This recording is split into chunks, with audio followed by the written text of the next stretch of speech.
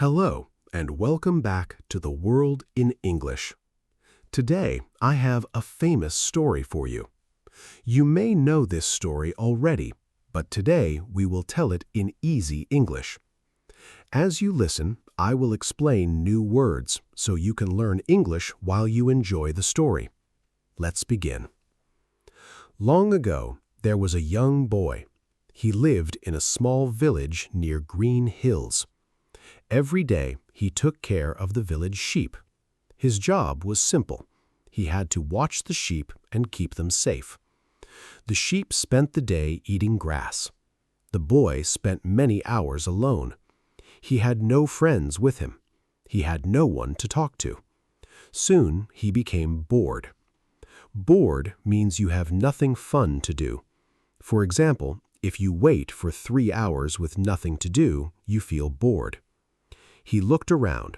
The sheep were eating, the birds were singing, nothing exciting happened. He wanted some fun. Then he had an idea. It was not a good idea. He climbed onto a big rock and shouted, "Wolf! Wolf! Help! A wolf is attacking the sheep!" To attack means to hurt someone or something. For example, a lion attacks its prey to get food. The villagers heard him. They grabbed sticks and tools. To grab means to take something quickly. For example, you grab your phone before leaving the house. Everyone ran as fast as they could. They wanted to save the sheep. When they arrived, they looked around. There was no wolf. The sheep were eating peacefully. The boy started laughing. He laughed so hard that he almost fell down. The villagers were not happy. "You lied to us," they said. A lie is something that is not true. For example, saying you finished your homework when you did not is a lie. The villagers walked back home. Some were angry, some were disappointed. To be disappointed means to feel sad because something was not as good as you hoped. For example, if your favorite team loses, you may feel disappointed. The next day, the boy became bored again. He remembered how everyone ran to help him. He thought it was funny. So he shouted once more, "Wolf! Wolf! Please help!" Again, the villagers heard him. Again, they ran to the hill. Again, there was no wolf. This time, they became even angrier. "You cannot keep doing this," one old man said. "If you continue lying, no one will believe you." To believe means to think something is true. For example, if your friend always tells the truth, you believe your friend. The boy smiled. He did not listen. He thought it was just another funny game. Several days passed. Everything seemed normal. The sheep ate grass. The wind blew softly. The sky was blue. Then something moved behind the trees. The boy looked carefully. His smile disappeared. A real wolf came out of the forest. Its eyes were bright. Its teeth looked sharp. It walked slowly toward the sheep. The boy became terrified. Terrified means very, very scared. For example, many people are terrified during a powerful storm. He shouted as loudly as he could, "Wolf! Wolf! Please help! This time it's real!" His voice echoed across the hills. To echo means a sound repeats after hitting something like a mountain or a wall. If you shout in a cave and hear your voice again, that is an echo. The villagers heard him. Some looked toward the hill. Then one man shook his head. "He is lying again." Another woman said, "We helped him twice already." Nobody moved. Nobody picked up a stick. Nobody ran. The boy kept shouting. He waved his arms. He cried. He begged for help. To beg means to ask for something in a very serious and emotional way. For example, someone may beg for another chance after making a mistake. But nobody came. The wolf chased the sheep. To chase means to run after someone or something. For example, a dog may chase a ball. The sheep ran in every direction.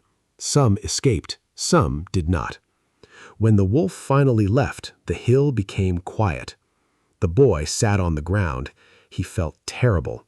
He knew it was his fault. A fault is responsibility for a mistake. For example, if you break a window while playing football, it is your fault. Later that evening, the villagers climbed the hill. This time, they saw the truth. The sheep were gone. The boy was crying. He looked at the villagers and said, "I am sorry. I lied before. Now nobody trusts me." To trust someone means to believe they will tell the truth or do the right thing. For example, you trust a friend who always keeps promises. An old man sat beside the boy. He spoke kindly. When people lie many times, they lose trust. It takes a long time to build trust, but trust can disappear very quickly. To build trust means to slowly earn someone's confidence. For example, a good teacher builds trust by helping students every day. The boy nodded. He understood his mistake. He promised never to lie again. A promise is a strong statement that you will do something. For example, if you promise to call your mother, you should call her. The villagers forgave him. To forgive means to stop feeling angry after someone says sorry. For example, you forgive a friend after they honestly apologize. But they also reminded him of an important lesson. Once trust is broken, people may not believe you even when you tell the truth. That lesson stayed with the boy for the rest of his life.